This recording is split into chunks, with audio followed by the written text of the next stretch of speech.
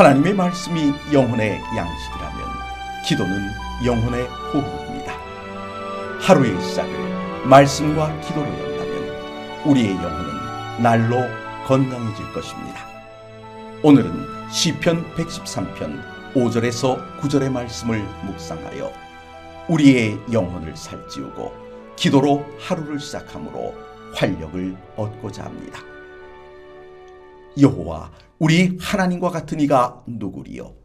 높은 곳에 앉으셨으나 스스로 낮추사 천지를 살피시고 가난한 자를 먼지더미에서 일으키시며 궁핍한 자를 거름더미에서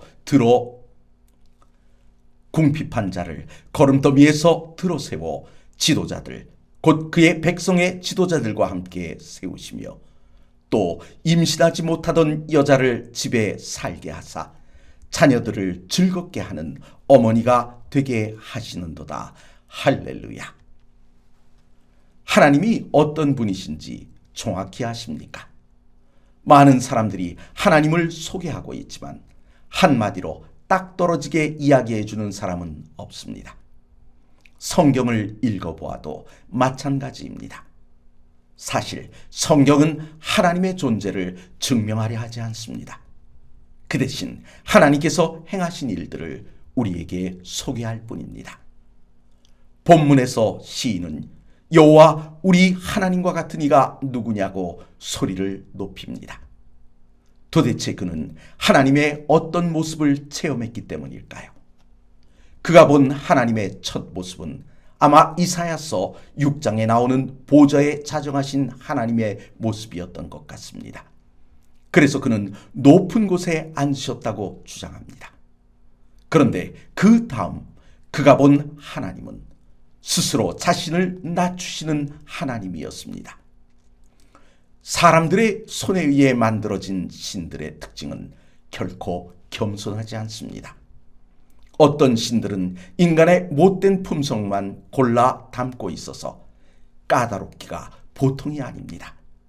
그래서 그러한 신들은 사람이 달래주어야 합니다. 예물을 바치면서 말입니다. 그런데 시인이 만난 여호와 하나님은 천지를 살피시고 가난한 자들을 찾아 먼지더미에서 일으키시고 궁핍한 자를 거름더미에서 들어 세우셨다고 합니다. 다시 말해 하나님의 눈은 인간의 눈과 달라서 사람들의 눈이 권세 있는 자들을 향할 때 하나님께서는 가장 밑바닥에 있는 자들을 살피시더라는 것입니다.